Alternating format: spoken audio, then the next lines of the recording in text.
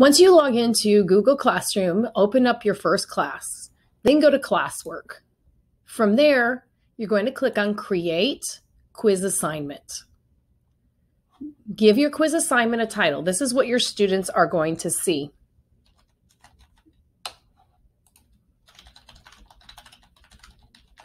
The instructions are optional, and you, depending on what activity you're giving them, you may or may not need that in there.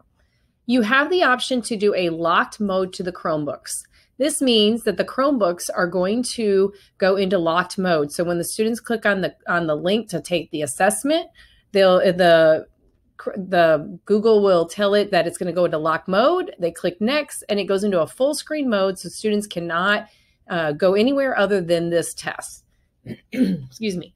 So that is an option that you have. You can leave it on or off. But the most important is the grade importing. You want to make sure this is on. And so you'll know the difference because it's shaded in a darker color depending on your screen. And it'll show that it's grade importing. And I'll show you later why that's important. But you want to leave that as the default. On the right-hand side, you can give all of your classes the assignment at once. However, this also means that you will not be able to schedule it. So if I were to select my classes and complete this task, then I would have to assign it immediately or save it as a draft. So the downfall to that is if you're giving an assessment, you don't want to give it to the students prior to them coming to your class. And so you'll probably want to schedule it instead. However, if you're just sharing materials with the students and it doesn't matter when they receive it, that's a nice little shortcut. You can adjust the points if you want to. You can also make it ungraded. Most teachers like to just leave it at 100%. You can put a due date on it and then also a topic. I like topics because topics keep things organized. So if I'm creating an exit ticket, I would just select the exit ticket topic. If the topic is not in there that I want, I can choose create and I can create it. I'm going to choose exit ticket. Now I'm ready to create my actual quiz. So I'm going to click on this blank quiz option and open it up. The first thing I want to do is give my quiz a name. So on the top left corner, this is the naming that I'm going to see in my Google Drive. So this is important for me to know what that's called. And so I can give it a name as specific as I want, but it doesn't matter. That's only for me to view. What's important is this right here, this blank quiz. This is what the students see. So you want whatever name you give it to the students, you want to make it clear. I also recommend that this name matches or aligns with what you put in the grade book for them to look at later. You can put a description, which could be anything you want, but that is optional. Now you're ready to create your questions. So the first couple of questions are just collecting data from the students. So you're going to make one called first name. It's going to be a short answer, and I want to make it required. I'm going to duplicate this because I need to do the same thing for last name. So I'm just going to duplicate this slide and call it last name. Next, I'm ready to add another question. So I'm going to choose add question, and this one's going to be the class period. And then I'm going to insert the class periods.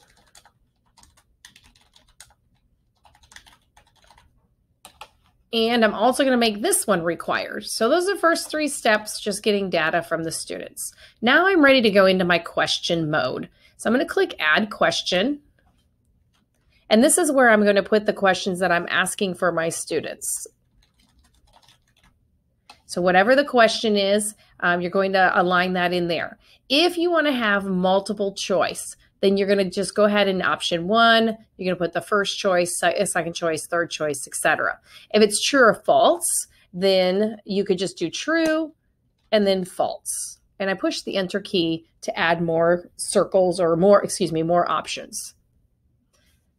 Also, sometimes depending on the question, Google is smart and it can figure out, oh, you're asking what is today? Here's some options for you. So I can also choose those options and it automatically inserts them. So what if you put in a wrong answer? No problem. You just scroll over to the right and you delete those options. Now here's the part that you want to make sure you do. Under the answer key, this is where you're going to put in the right answer and that's how it's graded, is when I select whatever today is, I can then know that is going to be the right answer and the other ones are the wrong answer.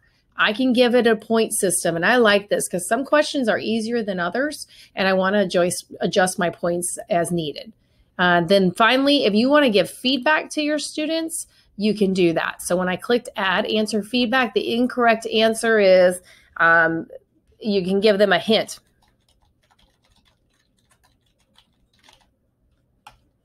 And then the correct answer,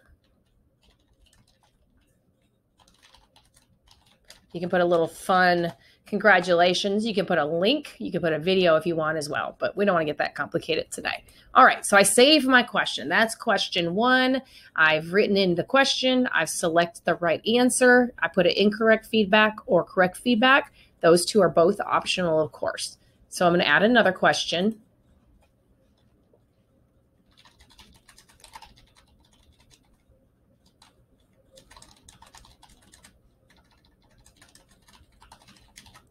All right, or better yet, I'm going to make this a true or false.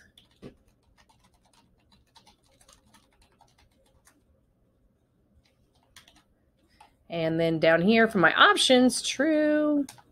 Oops, I didn't mean to do that. Enter key, false. I'm going to go to my answer key. I'm going to say it is false, and I'm going to give 1 point for that. All right. So if you're a reading teacher, oops, I want to make this one required. I like making them required because students cannot submit the test until they have answered all of the questions. So sorry, back to if you're a reading teacher, you can also add a question and make it short answer. So or actually short answer and or paragraph. So short answer is usually like 2 sentences, maybe 3 sentences. Paragraph's going to be a lot longer than that. And so I wanted to let you know that was available for you. Obviously, this is not going to grade itself, but you can go back in and grade it later and then give students the correct points for the questions that you did there. But I wanted to let you know there is some flexibility there. All right, so that's the basics of how you create your test. You're all done and you're ready to share it with your students. And also, just FYI, I know you wanted to know how to do some fancier things. I'm going to keep this video simple. And then the next video, I will go into how to do some more fancy activities like adding in images and videos and sections, which makes it a little bit more complicated, but the outcome is the kids love it. All right, so I'm all done. I'm ready to give this assignment to my students. I want to come over here to the cogwheel, and there's some options here. So first of all, collecting emails. You don't need to necessarily collect emails, but it will because the students are logging into Chromebooks. I would make it where they have to log into Wharton ISD. If you're sharing this by chance with someone outside of Wharton, you want to make sure to turn that off. And then your response. If you want more than one response, you would want to deselect this. But because it's an assessment, I'm going to leave that selected. I'm going to go over here to quizzes, and there's some more options. So you can release the grade once the students click submit. I don't recommend that in the beginning until you get a little bit more comfortable with Google Forms, but you can choose later after manual review. So that means that once the teacher releases the grades back to the student, then they will see their grade. The other one means as soon as the student clicks submit, they know their grade, and that can cause disruption in the class. Then these respondent choices down here are completely up to you. I usually deselect these missed questions and correct answers because I don't want the students to see that if I'm giving them an assessment. If you're giving them an exit ticket or trying to increase knowledge of some sort, and it's not a test, then you might leave that on there so they have that feedback and they don't have to, they can read it and hopefully learn. Finally, the points value, I like showing the points value so that the students know the value of each one. But if you're just equally grading this, each question's worth 5 points, then you don't necessarily need that. So all of those options are there for you. I'm going to click save, and it's ready to share. I don't have to click save here. So I'm just going to close it out and go back to my Google activity. Or excuse me, my Google Classroom activity. All right. So I've created the Google form and it's ready to be shared. I talked about all of these different options here. The last option I want to show you is under assign. If I click assign, it immediately goes to the student and they can take the assessment. If I click the drop down, I have a couple of different choices.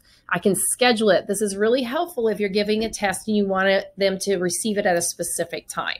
If you're not sure when you want them to have access to it, like maybe you're teaching and then once you're done teaching, whatever it is you're going over, then you can choose to assign it at that time. So scheduled is when I want it to go at a specific time and date. So if I want it for tomorrow at 2 p.m., that's cool. If not, I can change it very specific. I can do 1:53 p.m. I can do anytime I want. Make sure though you put AM and PM. And then when I click schedule, it's going to create that assessment and you're going to see it here on your classwork. Students are going to see it there as well. So let me log in as a student. Give me just one moment. Oops.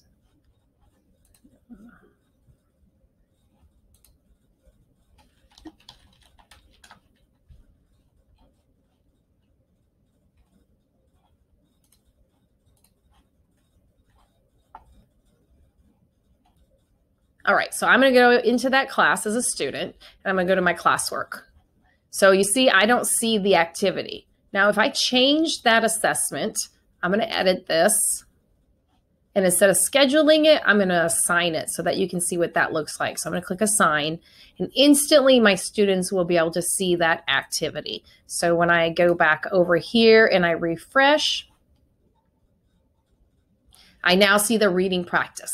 So as a student, this is what it looks like. I'm going to click on classwork.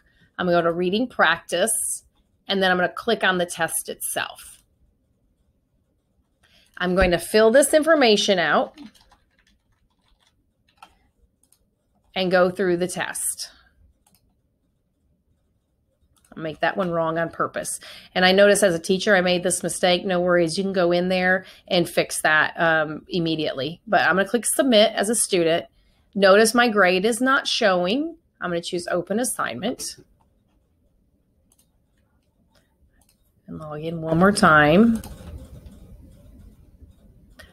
There we go. So I don't have any information from my teacher because she has not returned the test back to me. So now as a teacher, I'm going to go back to my classwork and I'm going to select the test that I want to view. And then I'm going to choose view assignment. Notice on the right, it says import grades. That's how you get your grades turned back to your students. So watch what I do here. It doesn't matter how many classes you have in that one Google form, it's going to pull them all and find them. So right here, it graded it and it said that I got 3 out of 4 right as a student. But again, my student cannot see that because I've not returned it back to them manually. To manually return, you either select the student or you select all students if that's how you want to do it, and then choose return. And it says, ooh, are you sure? And then it says return again. And that's how my student is going to receive their grade. So let me switch back to the student and refresh. And now the student can see up here in the corner that they got 3 out of 4 right on that assignment. If I go to my classwork as a student, again, I can see view your work. And I can see how I've done on all my assignments. So that's the quick overview with giving the students a Google form. I apologize for this being so long, but hopefully it helps you out along with the handout. If you need help, be sure to let me know.